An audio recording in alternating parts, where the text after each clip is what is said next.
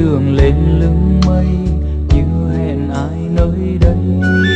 Anh về Simacai, bước ngựa vang vách núi, nắng chiều nghiêng nghiêng ô. Em về Simacai, gặp nhau đỉnh núi, nơi mặt trời lên. Về theo câu hát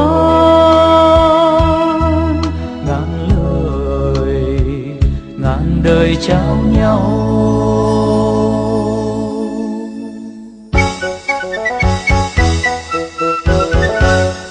Mang hàng gì để rộn ràng chợ xi, kia em đưa người đời mà vội xuống chợ sớm. Yêu nhau tìm lên với núi, thương nhau lội suối vượt đèo. Tiếng khen gửi ai sao vẫn vương, nói lời yêu em khi mùa xuân về. Thầm đàn môi hát đậm đà tình vùng cao. Simacai xôn xao rừng xa xin chén, xanh tươi ngô lúa bàn phì. Giữa ngàn thông xanh trong nắng mưa, suối rừng reo ca đón mùa xuân về. Là lời của rừng núi, là tình người vùng cao.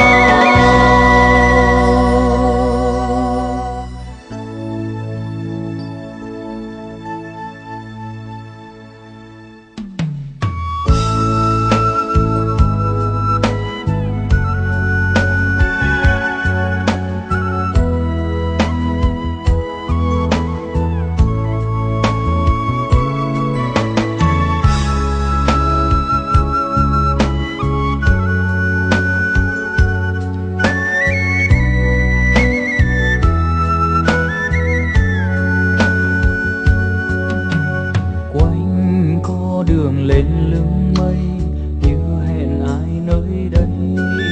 Anh về Simacai, bước ngựa vang vách núi, nắng chiều nghiêng nghiêng ô. Em về Simacai,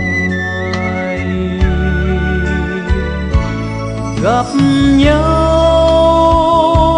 đỉnh núi, nơi mặt trời lên. Về theo câu hát ngàn lời, ngàn đời trao nhau.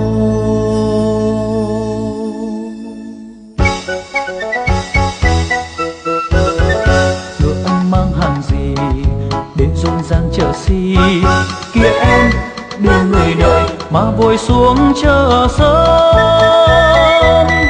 Yêu nhau tìm lên với núi, thương nhau lội suối vượt đèo.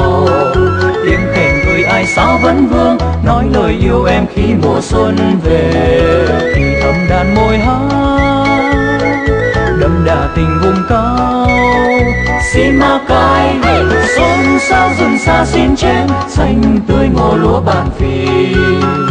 Giữa ngàn thông xanh trong nắng mưa, suối rừng reo ca đón mùa xuân về.